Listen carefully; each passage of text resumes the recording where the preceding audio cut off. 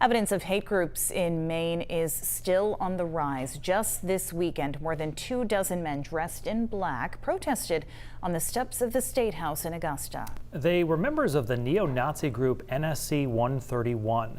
Their goal, according to social media posts, was to protest Governor Janet Mills' plan to create an Office of New Americans.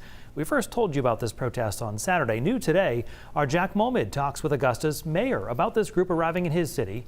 The group includes a well-known neo-Nazi working to make a community for white supremacists here in Maine. The protest for neo-Nazi members started here at the State House on Saturday with more than 24 members protesting on the steps and yelling racist remarks at cars driving by. They then took their protest down State Street and ended up at the governor's mansion right here. I'm very disturbed about it, distressed about it. Mayor Mark O'Brien says he's heard of the group, but says he's never thought they'd come to Augusta. It's not reflective of who we are. O'Brien says the protest with several dozen neo-Nazis was over before he could actually make it to the scene, but there were still echoes of their voices of hatred still in the air. Well, it does concern me because if they get a foothold anywhere,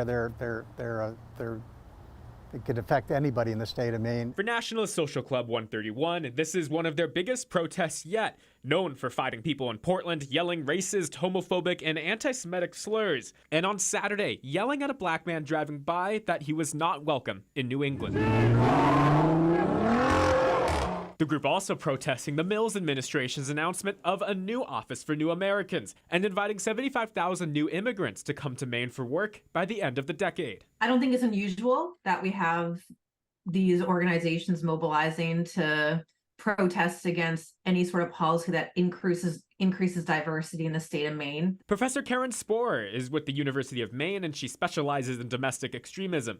She says this group has every right to assemble and protest, but it is not legal to violate other people's constitutional rights. She says with the rise in media coverage surrounding the group, the fear that we're just giving hate groups free advertisement is statistically just not true. I think the reality is that the increased coverage is one tool among many that we need to educate our communities about the very real threat that violent extremism poses in Maine. Including Christopher Pohlhaus, who recently moved to Maine, and as hate group watchdogs put it, build a private army of white supremacists. Mayor of Augusta says he hopes the growing attention attracts more people to the right side of history. I hope that better-minded, fair-minded people, shout them down, make them feel not welcome here or anywhere in the state of Maine, or anywhere for that matter.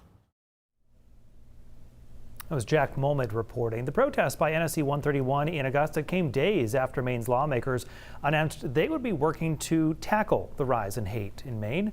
One idea being floated, new laws that would make it easier to prosecute neo-Nazi organizations when they do protest.